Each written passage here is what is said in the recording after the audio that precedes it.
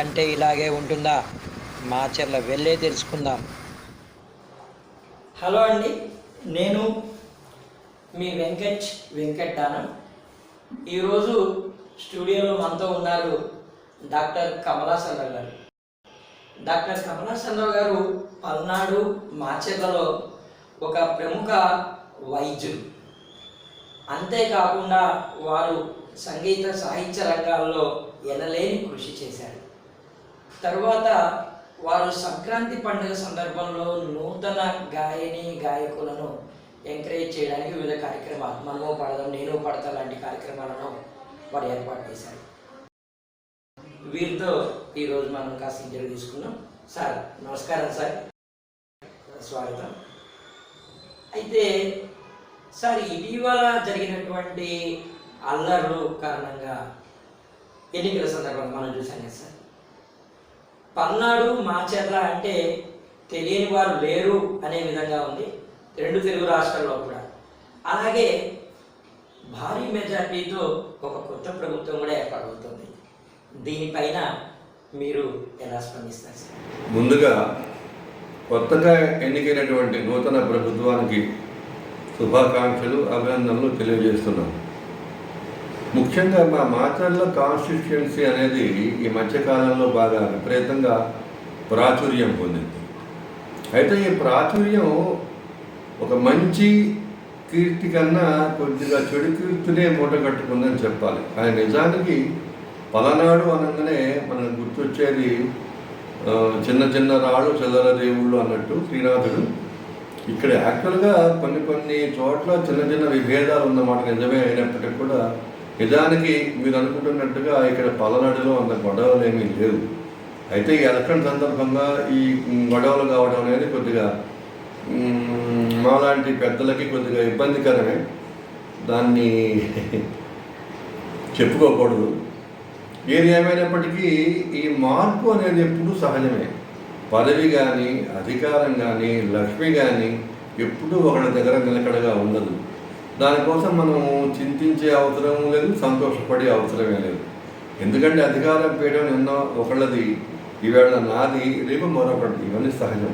కాకపోతే ఈ కొత్త ప్రభుత్వానికి మాలాంటి ఒక సంగీత సాహిత్య తెలుగు భాషాభిమానులుగా చెప్పే విషయం ఏమిటంటే, మాతృదేశాన్ని, మాతృమూర్తిని, మాతృభాషని మర్చిపోవడం అనేది చాలా శోచనీయం, దారుణం.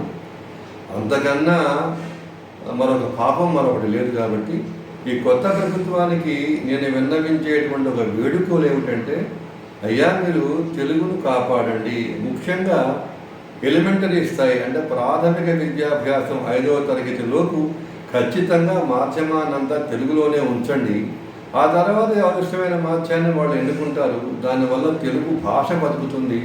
తెలుగులో ఉన్నటువంటి అత్యంత అద్భుతమైన పద్య ప్రక్రియ, అవధాన ప్రక్రియ, అట్లాగే కొన్ని శతక పద్యాలు, నీతి శతకాలు ఎక్కడా లేవు, ఏ భాషలో ప్రపంచంలో ఎక్కడా లేవు. కాబట్టి ఈ తెలుగును బతికించుకుంటే మన సంస్కృతి, సాంప్రదాయాన్ని, వారసత్వాన్ని మనం బతికించుకున్న వాళ్ళం అవుతాం. అమ్మను నిరాదరణకు గురి చేసి భిక్షగత్తిని దయచేసి చేయవద్దని మీకు నమస్కారం చేస్తూ తెలుగును బతికించండి అని మాత్రం మీకు మనస్ఫూర్తిగా వేడుకుంటూ. సార్, ఇక్కడ జరిగినటువంటి అల్లర్లు అవి చూసినట్లయితే ఏంట్రా ఇక్కడ ఇలాగే ఉంటారా అనే విధంగా అనిపించింది. మీరేమో చక్కగా తెలుగు గురించి చాలా చక్కగా వివరించారు. ఈ మాచర్ల ప్రాంతంలో, పల్నాడు ప్రాంతంలో ఉన్నటువంటి కవులు, కళాకారులు, ఇక్కడ ఉన్నటువంటి సాహిత్యం గురించి కాస్త వివరించండి సార్. పలనాడు అనగానే చాలామందికి ఇక్కడంతా కొద్దిగా మొరటు స్వభావం కలిగిన వ్యక్తులు ఉంటారనేటువంటి ఒక అపోహ ఉన్నది. నిజానికి ఈ పలనాటి ప్రాంతంలో, ముఖ్యంగా మా మాచర్ల ప్రాంతంలో ఉన్నటువంటి గొప్ప అద్భుతమైనటువంటి కవులు ఒకళ్ళిద్దరు కాదు, కొన్ని వందల మంది ఉన్నారు. పింగళి సూరన కూడా ఈ ప్రాంతం వాడే. అట్లాగే చిత్రకవి, త్రిర్థి కావ్యాన్ని, ఏకాక్షర కావ్యాన్ని రాసినటువంటి పోకూరి కాశీపత్యావధాని కూడా ఈ ప్రాంతం వాడే.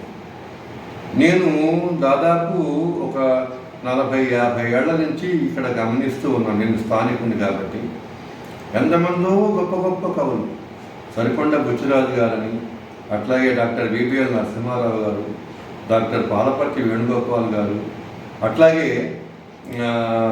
అవధానం చేసినటువంటి బుచ్చిబాబు గారు, అట్లాగే పలనాటి వాల్మీకిగా ప్రసిద్ధి పొంది రామాయణం, పద్మనాభ రామాయణం అనేటువంటి ఒక కావ్యాన్ని కొన్ని వేల పద్యాలతో రాసినటువంటి మా నాన్నగారు, పలనాటి వాల్మీకి బిరుదాంగులైనటువంటి మా నాన్నగారు డాక్టర్ ముటుకుల పద్మనాభరావు గారు, ఆయన అష్టావధాని గారు కూడా.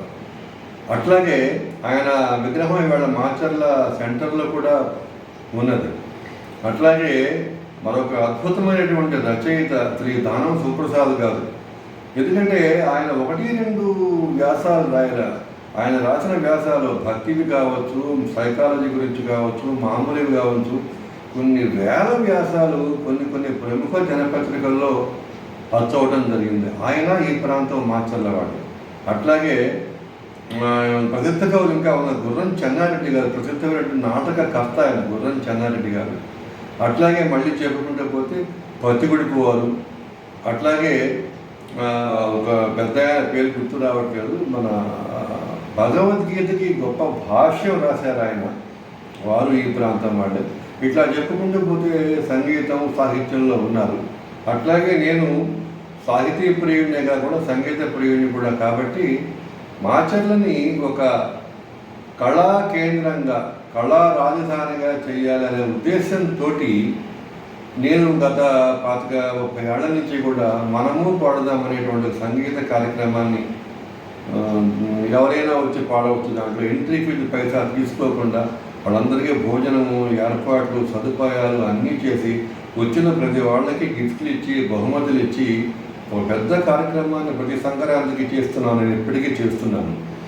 ఈ ప్రభుత్వానికి నేను విన్నవించేది ఏమిటంటే, ఎక్కడైతే కళలు, కళాకారులు వాళ్ళు ఎవరైనా కావచ్చు, ఇవాళ గంగిరెద్దులు లేవు మనకి, ఇవాళ హరిదాసులు కనుమరుగయ్యారు, ఇవాళ గుర్రప్పలు అంటాం వాళ్ళు కనుమరుగయ్యారు, వీధి నాటకాలు పోయినాయి, అట్లాగే తోలుబొమ్మల ఆటలు పోయినాయి, సురభి నాటకాలు కూడా దాదాపు అంతరించిపోయే స్థితిలో ఉన్నాయనుకుంటున్నాను. సో ఈ కళాకారులందరికీ కూడా ప్రభుత్వం కనుక మళ్ళీ ప్రోత్సాహం ఇచ్చినట్లయితే ఆ ప్రాంతం కళా రంగంలోనే కాదు, ఒక రకమైనటువంటి కళా వికాసంతో విలసిల్లి ఆ ప్రాంతం అంతా సుభిక్షంగా ఉంటుందని ఆర్యోక్తి. కాబట్టి అటువంటి కళారంగాన్ని, సంగీత, సాహిత్య, నాటక అన్ని ప్రక్రియలు, తర్వాత మా మాచర్లలో దుర్గి అనే ఒక గ్రామం ఉన్నది. ఆ దుర్గి అనే గ్రామంలో శిల్పకళలు అద్భుతంగా చెక్కేటువంటి శిల్పులు ఇప్పటికీ శిల్పకళా కేంద్రాలు ఉన్నాయి. అటువంటి వాటన్నిటిని కూడా ఈ ప్రభుత్వం కనుక ప్రోత్సహించినట్లయితే ఈ మాచర్ల ఆంధ్ర రాష్ట్రానికి మరొక కళా రాజధాని అవుతుందనేది నా ఉద్దేశం. పాలకులు కొద్దిగా ఈ విషయాన్ని గమనించి దీని మీద శ్రద్ధ పెట్టవలసిందిగా నేను వారికి మనవి చేసుకుంటూ ఉన్నాను. కమలాసనరావు గారు, నేను గతంలో మాచర్ల వచ్చాను, చెన్నకేశ్వర స్వామిని దర్శనం చేసుకున్నాను, ఆలయాన్ని, ఎంతో చక్కటి ఆలయం.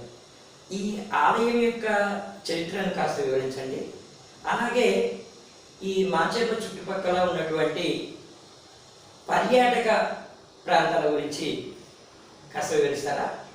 పలనాడు అనగానే చాలామందికి ఉండేటువంటి దురభిప్రాయం ఏమిటంటే, ఇక్కడ ఏమున్నది, అంతా మెట్ట భూములు, ఏమీ పండవు, అన్నీ రాళ్ళు రప్పలు తప్ప ఏమీ లేవు అనేటువంటి ఒక అపోహ, దురభిప్రాయం ఉన్నది.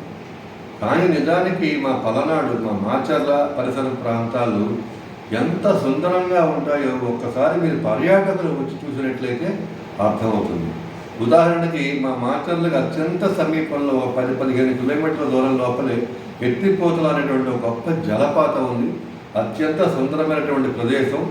అక్కడ ఉండేటువంటి 2 కొండల మధ్య నుంచి 3 వాగులు, సూర్యవంక, చంద్రవంక, నక్కల వాగు అనేటువంటి 3 వాగులు కలిసి ఒక రకంగా త్రివేణి సంగమంలాగా పైనుంచి దూకుతూ ఆ జలధార చూపర్లకు చాలా కనువిందు చేస్తుంది. అక్కడ పర్యాటక ప్రాంతం, టూరిజం వాళ్ళ రిసార్ట్స్ అవి కూడా ఉన్నాయి, అద్భుతంగా ఉంటుంది. అట్లాగే ప్రపంచంలో నిర్మితమైనటువంటి, మానవ నిర్మితమైనటువంటి నాగార్జున సాగర్ ప్రాజెక్టు మా మాచర్ల అత్యంత సమీపంలో ఉంది మన జిల్లాలో. ఎంత సుందరమైన ప్రదేశం అంటే, ఒక్కసారి దాంట్లో బోట్ షికార్ చేసినట్లయితే మళ్ళీ ఆ మధురైన అనుభూతి కోసం మళ్ళీ రావాల్సి వస్తుంది. అంత గొప్ప ప్రదేశం అది. అట్లాగే దాని పక్కనే అనుపు అని ఒక ప్రదేశం ఉన్నది. అత్యంత మంచి బ్యూటిఫుల్ లొకేషన్. అక్కడ బౌద్ధ కాలం నాటి ఆచార్య నాగార్జున విశ్వవిద్యాలయం నాటి అవశేషాలు మొత్తం ఇవాటికి పునాదులతో సహా అట్లా ఉన్నాయి. ఆ రోజుల్లో ఉన్నటువంటి విశ్వవిద్యాలయమే కాకుండా ఆ ఆట ప్రదేశాలు కూడా ఇప్పటికీ ఉన్నాయి. పెద్ద పెద్ద వాటిని ఏమంటామంటే ఆడిటోరియంస్, అవన్నీ కూడా పర్యాటక ప్రాంతాలు. అన్నిటికన్నా ముఖ్యమైనది ఏమిటంటే సాక్షాత్తు మా మాచర్లలో శ్రీదేవి భూదేవి సమేతమైన లక్ష్మీ చెన్నకేశవ స్వామి ఉన్నటువంటి దేవాలయం కార్తవీర్యార్జునుడి చేత ప్రతిష్ఠించబడి బ్రహ్మనాయుడి చేత మళ్ళీ పునర్నిర్మితం కాబట్టి ఇవాటికి సజీవంగా ఉన్నటువంటి ఆ చెన్నకేశవాలయాన్ని, పక్కనే ఉన్న వీరభద్రాలయాన్ని, ఆ పక్కనే ఉన్నటువంటి రామప్ప దేవాలయాన్ని ఖచ్చితంగా మీరు చూడాలి. ఎందుకంటే ఇక్కడ ఒక మాట చెప్పవలసి వస్తుంది. పవన్ కళ్యాణ్ గారు ఏ రకంగా అయితే పిఠాపురం పరిసర ప్రాంతాల్లో ఉన్నటువంటి దేవాలయాలన్నీ ఎట్లా వాటిని మళ్ళీ పునరుజ్జీవితం చేస్తూ ఉన్నారు, మాచర్లలో కూడా ఈ దేవాలయాలే కాదు, పక్కనే తేరాల సిద్ధేశ్వర స్వామి నీరు 24 గంటలు 365 రోజులు ఆ నీటి గుండ ఉంటుంది, మోకాళ్ళ లోతే ఉంటుంది, స్వచ్ఛమైన నీరు అవి. ఇటువంటి దేవాలయాలు చాలా ఉన్నాయి. ఇక్కడ శివాలయాలు ఉన్నాయి, అట్లాగే వైష్ణవాలయాలు ఉన్నాయి, బౌద్ధం చెందినటువంటి ఆనవాళ్ళు చాలా ఉన్నాయి. నాగార్జున సాగర్ లాంటి ఆంధ్రదేశానికి అన్నపూర్ణ లాంటి ప్రాజెక్టు ఉన్నది. ఇక్కడ ఎత్తిపోతల లాంటి జలపాతాలు ఉన్నాయి. వీటన్నిటిని కనుక ఒక్కసారి మళ్ళీ పరిశీలన చేసినట్లయితే ఈ సందర్భంగా మా మాచర్ల గురించి, మా పలనాడు గురించి మా నాన్నగారు పలనాటి వాల్మీకి పద్మనాభరావు గారు అతడు పద్యం ఒకటి నాకు గుర్తొస్తుంది. శ్రీదేవి శ్రీదేవి భూదేవి చనరాయలకును చెలువులకును అయిన కళల నెలవు చాపకూడున సర్వజనులు సమానమన్న బ్రహ్మన్న సంచార భవ్యభూమి. ఆ రోజుల్లోనే సర్వల సమానత్వం కోసం బ్రహ్మనాయుడు చాపకూడు అని అందరినీ ఒకే పంక్తిలో కూర్చోబెట్టి భోజనం వడ్డించిన నేల ఇది. చాపకూడున సర్వజనులు సమానమన్న బ్రహ్మన్న సంచార భవ్యభూమి. పలనాడు అనగానే పౌరుషం గుర్తొస్తుంది. పౌరుషం అనగానే మా బాలచంద్రుడు గుర్తొస్తాడు. దాని గురించి రాస్తూ మా నాన్నగారు పౌరుషరస ముకుపాలతో ద్రావిన బాలచంద్రుని గన్న భాగ్యరాశి. ఆ తర్వాత వెంటనే గుర్తొచ్చేది మగువ మాంచాల, బాలచంద్రుని యొక్క భార్య. నారీ శిరోమణిగా రాణకెక్కిన, నారీ శిరోమణిగా రాణకెక్కిన మగువ మాంచాలకు మనికి పట్టు. కవులు శిల్పులు పండితులు గాయకులు, కవులు శిల్పులు పండితులు గాయకులు కార్మికులు కర్షకులు పెక్కు కళల వారు చెట్టపట్టాల చెరిగినచు చెరువు మిల్చు స్నేహబంధాల సరము మాచర్లపురము. పద్యం ఎందుకు మీరు అడగగానే గుర్తొచ్చిందండి. అంతటి గొప్ప చరిత్ర, అంతటి గొప్ప భూమి, పవిత్ర భూమి ఇది. పుణ్యభూమి, కర్మభూమి, వీరభూమి, వీరులున్న భూమి. ఇప్పటికీ కారంపూడి దేవాలయంలో ఆనాటి పలనాడు యుద్ధంలో ఆ వీరులు పోరాడినటువంటి ఆ ఆయుధాలు, బ్రహ్మనాయుడు యొక్క నృసింహకుంఠం కూడా కారంపూడిలో ఉన్నది. మిగతా వాళ్ళు వాడే కత్తులు అవన్నీ కూడా దాంట్లో ఉన్నాయి. ఆ రోజు ఆ కత్తిని మనం వాడు ఎత్తలేము, ఎందుకంటే అంత దృఢంగా ఉంటుంది, అంత బలమైన వాడు.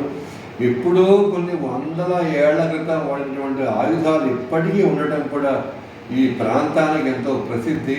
ఇంతకన్నా చారిత్రాత్మక మరియు పర్యాటక సంగీత సాహిత్య కళారంగాలకు నిలబడినటువంటి ఈ పలనాటి ప్రాంతాన్ని ఇప్పటికైనా ప్రభుత్వం గుర్తించి దీనికి సరైనటువంటి ప్రోత్సాహాన్ని సహకారాన్ని ఇవ్వాలని ఈ ప్రభుత్వాన్ని మనస్ఫూర్తిగా కోరుకుంటూ మనతో డాక్టర్ గారి సోదరిమనేటువంటి దానం ఉమాదేవి గారు కూడా ఉన్నారు.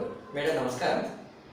ఇంకా ఏవైనా పర్యాటక ప్రాంతాలు డాక్టర్ గారు వివరించారు, ఇంకా ఈ మాచర్ల చుట్టుపక్కల ప్రాంతాల్లో మన పల్నాడు ప్రాంతాల్లో ఉన్నాయేమో కాస్త వివరిస్తారా? అన్నయ్య చెప్పినట్లుగానే నాగార్జున సాగర్ చాలా సుందరమైన ప్రదేశం. ఆచార్య నాగార్జునుడు ఈ చుట్టుపక్కలంతా తిరుగాడిన ప్రదేశం అది. అందుకే ఆయన పేరు మీదుగా నాగార్జున సాగర్, నాగార్జున కొండ అనే పేరు వచ్చింది. ఇక్కడ నాగార్జున కొండ మ్యూజియానికి ఇంకొక విశిష్టత కూడా ఉంది. ఆసియా ఖండంలోనే ఉన్న ఏకైక ఐలాండ్ మ్యూజియం అది. ఆ మ్యూజియానికి వెళ్ళాలంటే మనం కృష్ణానదిలో లాంచ్ మీదుగా వెళ్ళాలి. ఆ ప్రయాణం చాలా ఆహ్లాదకరంగా ఉంది. మా పల్నాడులో మాచర్ల చుట్టుపక్కల ఇంకా చూడదగిన పర్యాటక ప్రాంతాలు చాలా ఉన్నాయి. గుత్తికొండ బిలం, దైద బిలం మొదలైనవి. ఈ గుత్తికొండ బిలంలో గుహలోపలికి వెళ్ళిన తరువాత 101 బిలాలు ఉన్నాయని పేరు. గుహ లోపల స్వచ్ఛమైన సెలయేర్లు, గుండె సూది పడితే కనిపించేంత స్వచ్ఛంగా ఉంటుంది అక్కడ వాటర్. ఆ వాటర్ ఎక్కడి నుంచి వస్తుందో, ఎటు వెళ్తుందో ఎవరికీ తెలియదు, కానీ స్వచ్ఛంగా పారుతూ ఉంటుంది. గుహలో నుండి గుహలోకి అలా వెళ్తే 101 గుహలు వస్తాయని, ఆ వెళ్ళే కొద్దీ చిట్ట చివరి గుహలో సిద్ధపురుషులు ఉంటారని అంటారు. ఆ తర్వాత దైదబిలం. ఈ దైదబిలం పరమేశ్వరుడి స్వయంభూగా వెలిసిన ప్రదేశం. ఋషులు వీళ్ళందరూ అక్కడ తపస్సు చేసుకున్న ప్రదేశం.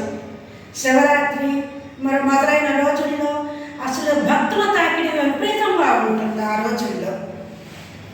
ఆ తర్వాత సత్రశాల వచ్చేసి విశ్వామిత్రుడి వెంట రామలక్ష్మణులు 14 ఏళ్ల వయసులో విశ్వామిత్రుడు యాగం చేస్తూ ఉంటే రాక్షసులు ఆ యాగాన్ని నాశనం చేస్తుంటే రక్షణ కోసం తీసుకొని వెళ్ళాడు.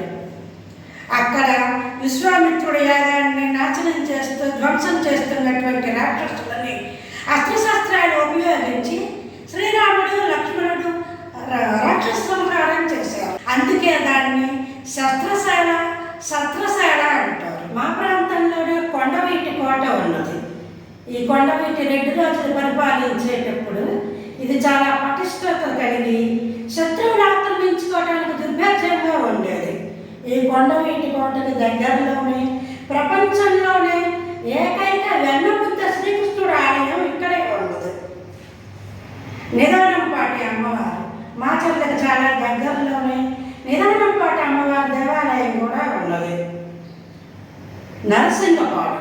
నరసింగపాడుని దక్షిణ కాశీగా పిలుస్తారు. ఇక్కడ నీరు బోరింగుల్లో నుండి మోటార్లలో నుండి మనం బోరింగ్ కొట్టకుండా మోటార్ వేయకుండానే ఎంతటి ఎండాకాలం అయినా సరే జలసరి పైకి ఉబికి వస్తుంటుంది. ఇక్కడ ఒక విషయం మర్చిపోయానండి, కొండవీటి కోట దగ్గర వజ్రాల వేట కూడా జరుగుతుంటుంది. అలాగే కారంపూడి దగ్గర సింగరుట్ల అని ఒక నరసింహస్వామి దేవాలయానికి ఉన్నది. అక్కడ నరసింహస్వామి స్వయంభూగా వెలిశాడు. అక్కడ ఉన్న కోనేట్లు స్వచ్ఛమైన నీరు ఎక్కడి నుంచి కొండ కోణంలో నుంచి ఎట్నుంచి ఆ నీళ్ళు వస్తాయో తెలియదు, కానీ ఎంత స్వచ్ఛంగా ఉంటుందంటే దాంట్లో చిన్న పినీస్ వేసినా సరే మనకు కనిపించే అంత స్వచ్ఛత కలిగి ఉంటాయి అక్కడ నీళ్ళు.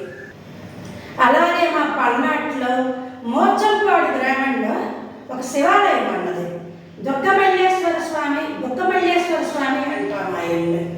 శివుడి పక్కనే, శివలింగం పక్కనే ఎప్పుడూ నీటి ఊట ఉబికి వస్తూ ఉంటుంది. ఆ నీటితోటే శివుడికి అభిషేకాలు జరుపుతూ ఉంటారు. ఇలాంటివి మా పల్నాడులో చూడదగిన పర్యాటక ప్రాంతాలు ఇంకా ఎన్నో ఉన్నాయి. మీరు వివరిస్తూ ఉంటే మాచర్ల ఇంత చక్కటి ప్రాంతమా అనిపిస్తుంది. ఎంతో గొప్పగా వివరించారు. ఇక్కడ ఉన్నటువంటి ఆలయాల గురించి, పర్యాటక ప్రాంతాల గురించి, కవుల గురించి, కళాకారుల గురించి చక్కగా వివరించారు. అలాగే ఈ సందర్భంగా నాకు ఆ శ్రీనాథుడి యొక్క పద్యం ఒకటి గుర్తొస్తుందండి. శ్రీనాథుడు ఈ పలనాటి ప్రాంతంలో పర్యటిస్తూ ఆ రోజు పలనాటి యొక్క పరిస్థితి ఎట్లా ఉందో చాలా పద్యాల్లో చెప్పాడు ఆయన. మొత్తానికి ఒక పద్యం: రసికుడు పోవడు పల్నాడెసగంగా వసుధీసుడైన దున్నును రంభయైన ఏకులే వడుకును కుసుమాస్త్రుండైన జొన్న కూడే పుడుతును. పద్యం కొద్దిగా అటు ఇటుగా గుర్తులేదు. అట్లాగే చిన్న చిన్న రాళ్ళు చిల్లర దేవుళ్ళు, నాగులేటి నీళ్లు నాపరాళ్ళు, సజ్జ జొన్న కుళ్ళు సర్పంబులను తేళ్ళు. అంటే ఆ రోజుల్లో సజ్జన్నం జొన్నన్నం తేళ్ళు పావులు అంటే అంత వెనకబాటుపడిన ప్రాంతం అన్నట్లుగా ఆయన చెప్పారు. ఆనాడు శ్రీనాథుడు చెప్పినటువంటి ఆ పలనాడు మాచర్లకి ఇవాళ మాచర్లకి అసలు పోలికే లేదు. ఎందుకంటే ఇక్కడ ఉన్నటువంటి ఒక పారిశ్రామిక అభివృద్ధి కానివ్వండి, పర్యాటకం కానివ్వండి, పుణ్యక్షేత్రాలు కానివ్వండి, అదేవిధంగా మరొక మాట, ఒకప్పుడు ఎటువంటి రవాణా మార్గం లేదనుకున్నటువంటి ఈ పలనాడు మాచర్లకి వేళ నేషనల్ హైవే వచ్చింది. అదేవిధంగా 2 బైపాస్ రోడ్లు కూడా వచ్చాయి. కాబట్టి వాళ్ళ మాచర్ల దేంట్లో వెనకబడలేదు, చాలా ముందున్నది. కాబట్టి ఇటువంటి ఈ మాచర్లని, ఈ పలనాటిని మరింత ముందుకు తీసుకుపోయేటువంటి బాధ్యత ఈ ప్రభుత్వాలకు ఉన్నది. కాబట్టి దయచేసి ఈ ప్రభుత్వాలకు నేను వేడుకునేది ఏమిటంటే దీన్ని ఇంకా డెవలప్ చేయండి అని కోరుకుంటూ మనస్ఫూర్తిగా సెలవు తీసుకుంటూ ఉన్నాను. చూశారు కదా, ఇప్పటివరకు మనం మాచర్ల ప్రాంతంలో ఉన్నటువంటి ప్రముఖ వైద్యులు, మానవతావాది, గొప్ప సాహితీవేత్త అయినటువంటి డాక్టర్ కమలాసనరావు గారి ఇంటర్వ్యూ మనం తీసుకున్నాం. చూస్తూనే ఉండండి Venkat presents. Thank you sir, thank you for coming to studio.